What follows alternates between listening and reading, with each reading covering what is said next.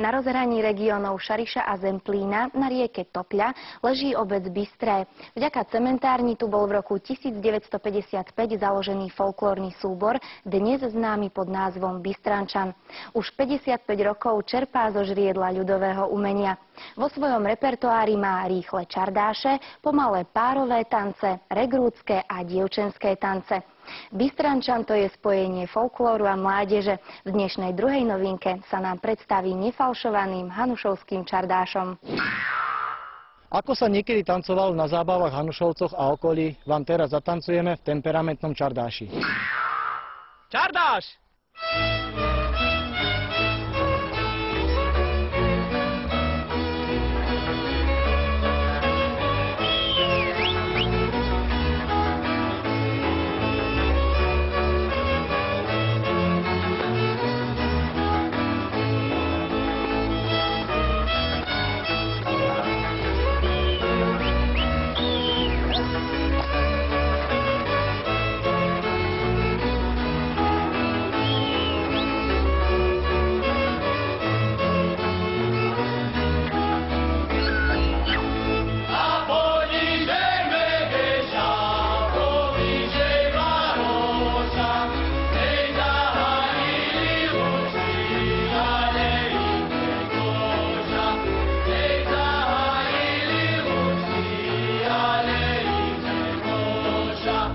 Šej hoj, špívam sebe, špívam, bo ja špívať hodna. Šej hoj, bo ja do špívania zivečka sposobná. Zahrajte hudáci, zahrajte do práca. Šej hoj, tak bym tancovala, až do mnu na tráca. Zahrajte hudáci, zahrajte do práca. Šej hoj, tak bym tancovala, až do mnu na tráca.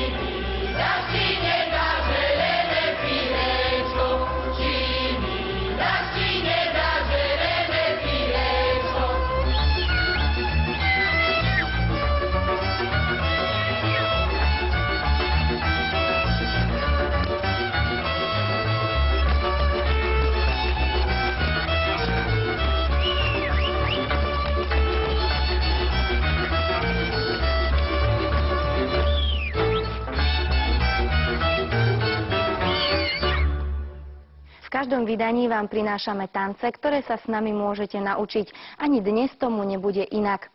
V priebehu niekoľkých minút sa to asi celkom nedá, ale za pokus to stojí. Nasleduje vaša obľúbená škola tanca.